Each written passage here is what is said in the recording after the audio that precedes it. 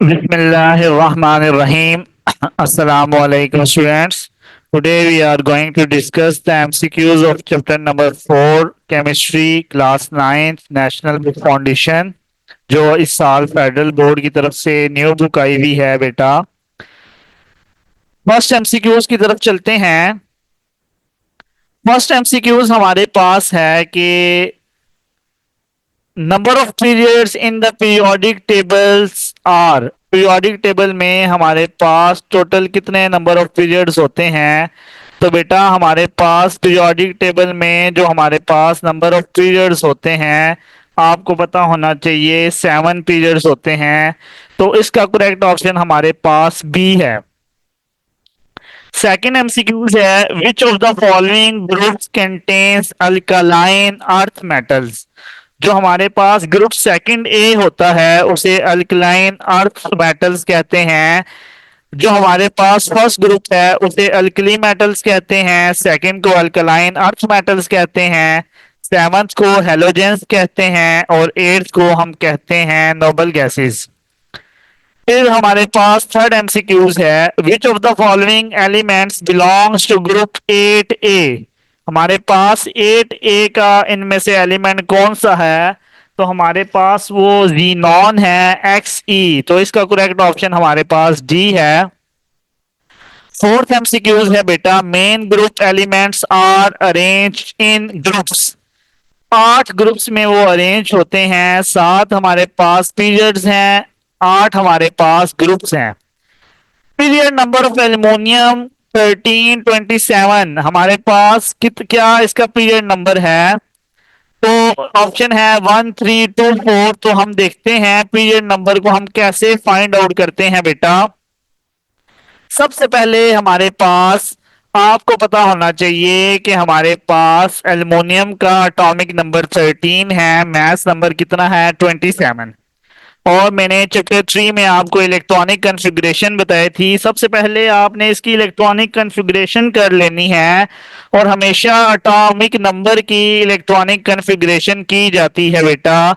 अगर मैं एल्युमिनियम का एटॉमिक नंबर 13 है इसकी इलेक्ट्रॉनिक कॉन्फ़िगरेशन करना चाहता हूं तो मैं क्या करूंगा। मैं ये करूंगा बेटा कि हमारे पास मैंने आपको ट्रिक बताई थी कि हमारे पास 4 सब शेल होते हैं SPDF। एस हमेशा 1 से स्टार्ट होता है, पी हमेशा 2 से स्टार्ट होता है, डी हमेशा 3 से स्टार्ट होता है और एफ हमेशा 4 से स्टार्ट होता है। S stands for school, P stands for public school, D stands for divisional public school, F stands for federal divisional public school। याद रखिएगा यहां से स्टार्ट करते हैं, दो दो दफा लिखना है। स्कूल स्कूल ये डिटेल में बता दिया है इसलिए मैं इसकी ज्यादा डिटेल में नहीं जा रहा, प्रीवियस वीडियो में बेटा आपको बताया है। स्कूल स्कूल पब्लिक स्कूल दो दो दफा लिखना है। स्कूल स्कूल ठीक है, public school public school. Public school था तो PS स्कूल को एस से रिप्रेजेंट किया। S1 से स्टार्ट होता, फिर S था 2 आ गया, ये S था 3 आ गया, आगे S था 4 आ जाना चाहिए था।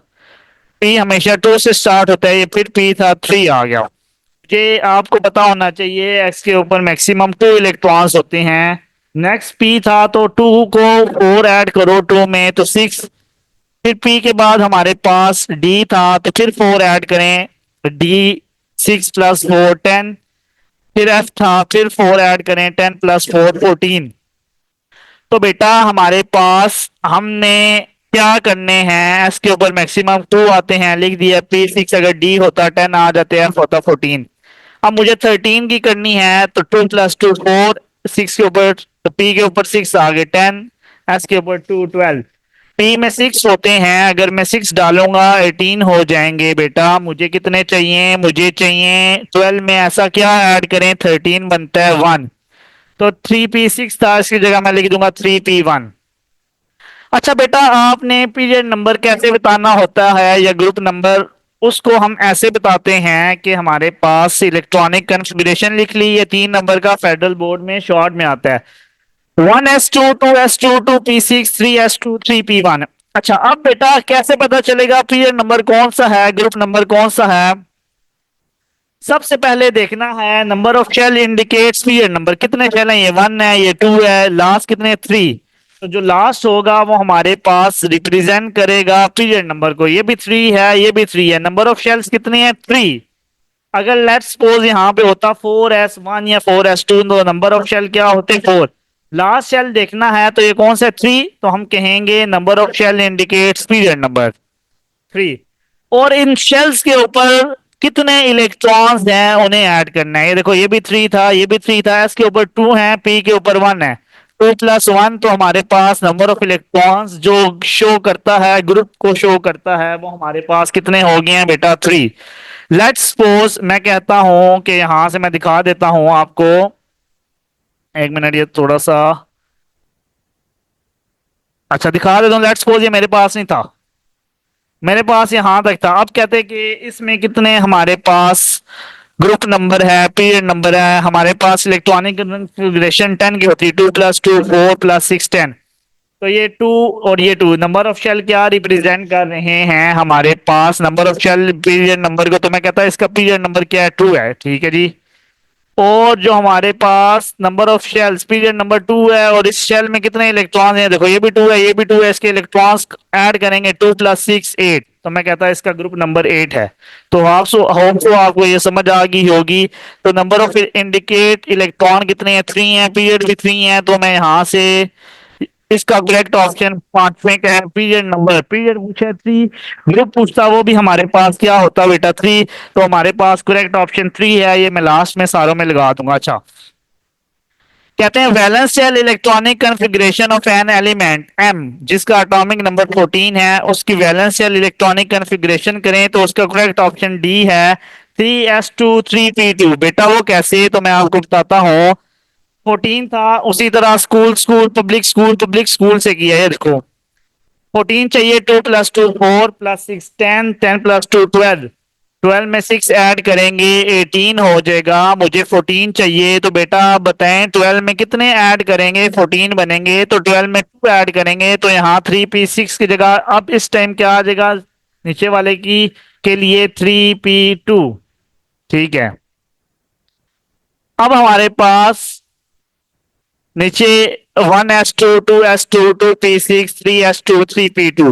तो उसने कहा था लास्ट सेल की वैलेंस सेल, कहते हैं लास्ट सेल की इलेक्ट्रॉनिक कॉन्फ़िगरेशन बताओ, तो 3s2 3p2। तो इसका करेक्ट ऑप्शन था सिक्स वाले का, 3s2 3p2। ये मैं आपको बता देता हूँ, ये था एमसीक्यूज के वैलेंस सेल इसकी बताओ। अगर कोई और होता तो उसके अकॉर्डिंग हम कर लेते। लेट्स सपोज अगर मैं आपको समझाने के लिए करता हूँ इस ऊपर वाले की, ये देखें, इसी की करता हूं 13 की। अब हमारे पास उस केस में क्या था? ये नीचे हुए हमारे पास वैलेंस शेल 3s2 3p2 था। अब इसमें क्या है? 3s2 3p1। 13 का था, तो वैलेंस शेल में कितने हैं हमारे पास? तो क्या है? 3s2 3p1। होप सो आपको ये एमसीक्यूज भी समझ आ गया होगा बेटा। सेवंथ एमसीक्यूज है, which of the following elements you expect to have greater shielding effect? Lithium का, सोडियम का, पोटेशियम का, रुबिडियम का। कहते हैं इसमें से किसका शील्डिंग इफेक्ट ज्यादा है? तो इसकी रीजन मैंने लिखी है, top to bottom shielding effect increases. Groups में जब हम टॉप टू बॉटम जाते हैं, शील्डिंग इफेक्ट क्या होता है? इंक्रीज होता है। और हमारे पास फर्स्ट ग्रुप है, ये एच था, यहां से कट कर दिया है। हम इसको पढ़ते हैं आसानी के लिए, हाली ने की रब से फरियाद। ये आपको सारी जिंदगी याद होना चाहिए। अब टॉप टू बॉटम शेडलिंग इफेक्ट क्या होता है? ज्यादा होता है। जो जितना नीचे होगा उसका शेडलिंग इफेक्ट उतना ज्यादा होता है। शेडलिंग इफेक्ट में ग्रुप में अगर हम टॉप टू बॉटम जाए, अगर पूछे सबसे कम इन चारों में से किसका है, लेट्स सपोज इन तीनों में से, मैं कहूंगा लिथियम का सबसे कम है, फिर सोडियम का है, फिर हमारे पास पोटेशियम का है। उसने पूछा लिथियम का कम है, किसका ज्यादा है? तो हमारे पास रुबिडियम का सबसे ज्यादा है। अगर वो ऑप्शन देता KRBCSFR, तो आप कहते हैं FR का सबसे ज्यादा है। अगर वो कहे किसका कम सबसे कम है, तो आप कहते हैं लिथियम का। तो याद रखना, top to bottom in group shielding effect क्या होता है हमारे पास? इंक्रीज होता है। तो आपने ये बात जहन में रखनी है कि हमारे पास शील्डिंग इफेक्ट क्या हो रहे बेटा? इंक्रीज हो रहा है। तो इसका करेक्ट ऑप्शन हमारे पास क्या था? इसका करेक्ट ऑप्शन हमारे पास रुबिडियम था भी। Eight MCQs as you move from right to left across a period. आप राइट से लेफ्ट जाते हैं पीरियड्स में, कौन सी चीज इंक्रीज नहीं होती? इलेक्ट्रॉन एफिनिटी भी इंक्रीज होती है, आयनाइजेशन एनर्जी भी इंक्रीज होती है, न्यूक्लियर चार्ज भी इंक्रीज होता है, शील्डिंग इफेक्ट इंक्रीज नहीं होता। इसकी रीजन क्या है? तो बेटा मैं आपको बताता हूँ, ये देखो, कहते हैं शील्डिंग इफेक्ट इसलिए इंक्रीज नहीं होता राइट से लेफ्ट जाने में, number of inner shell same है। अब आपको क्या पता कि इनर शेल क्या है, वो भी बता देता हूँ। जस्ट लेट्स सपोज मैं कहता हूँ लिथियम मेरे पास 3 है, नेक्स्ट हमारे पास इसका क्या है, बेरिलियम है 4 है, एटॉमिक नंबर बोरॉन का 5 है, कार्बन का 6 है। आप देखो लिथियम की इलेक्ट्रॉनिक कॉन्फ़िगरेशन एटॉमिक नंबर 3 है, 1s2 2s1। तो देखो बेटा हमारे पास इसका शेल कौन सा है, इसका हमारे पास शेल दूसरा है, तो नंबर ऑफ शेल क्या है इसका, दूसरा। ये लेफ्ट से राइट जा रहे हैं, पहले लिथियम होता है, फिर हम राइट टू लेफ्ट जा रहे हैं हमारे पास, फिर हमारे पास क्या होता है, बेरिलियम है, फिर बोरॉन है, फिर कार्बन है, पीरियोडिक टेबल में ऐसे नाइट्रोजन है, ऑक्सीजन है, ऐसे चलता जाता है। अब बेरिलियम है, इसका एटॉमिक नंबर 4 है, 1s2 2s2। देखो इसमें भी कितने शेल हैं, दो, इसमें भी कितने शेल हैं, दो। तो नंबर ऑफ इनर शेल क्या है, सेम है, सेम है। हम कहेंगे शील्डिंग इफेक्ट क्या है, चेंज नहीं होता, सेम रहता है। बेरिलियम 5 है, तो देखो 1s2 2s2 2p1, तो नंबर ऑफ इनर शेल क्या है, 2। तो ये भी सेम है। कार्बन का 1s2 2s2 2p6, number of inner shell कितने हैं, दो ही हैं। इसी तरह मैं अगर आपको एग्जांपल दूं,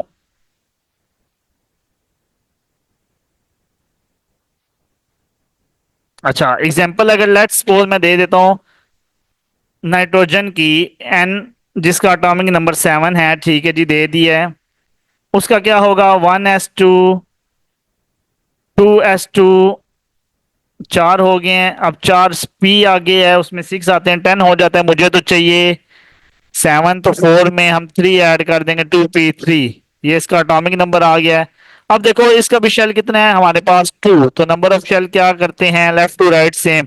ऑक्सीजन है 8, 1s2 2s2 2p हमारे पास आ जाता है 4।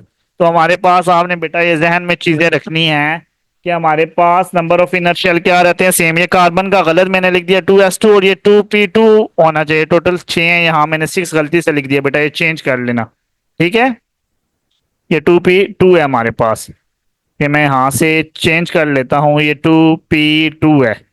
तो होप सो आपको ये एमसीक्यूज भी समझ आ गया होगा। लास्ट एमसीक्यूज की तरफ बेटा चलते हैं। लास्ट एमसीक्यूज हमारी बुक का है, all the elements of group 2a are less reactive than alkali metals. This is because these elements have, इनका हमारे पास एलिमेंट का रीजन क्या है, रीजन ये है कि उनकी आयनाइजेशन एनर्जीज बहुत ज्यादा हाई होती हैं, जिसकी वजह से वो ग्रुप 2a लेस रिएक्टिव होते हैं अल्कली मेटल से। तो बेटा मैं एक दफा इन सारों का आपको करेक्ट ऑप्शन बता देता हूँ, एक मिनट, ये मैं आपको इजीली सारों का ऑप्शन ठीक बता देता हूँ। एक में ही अगर सारे आ जाएं तो आपके लिए इजी हो जाए। अच्छा, तो बेटा हमारे पास जो टिक ही कर देते हैं, क्या है हमारे पास, सबसे पहले 7 है, फिर हमारे पास है 2a, ठीक है ये मैं लगा देता हूँ। फिर हमारे पास क्या है, जीनॉन है, ये लगा दिया। फिर हमारे पास 8 है, लगा दिया।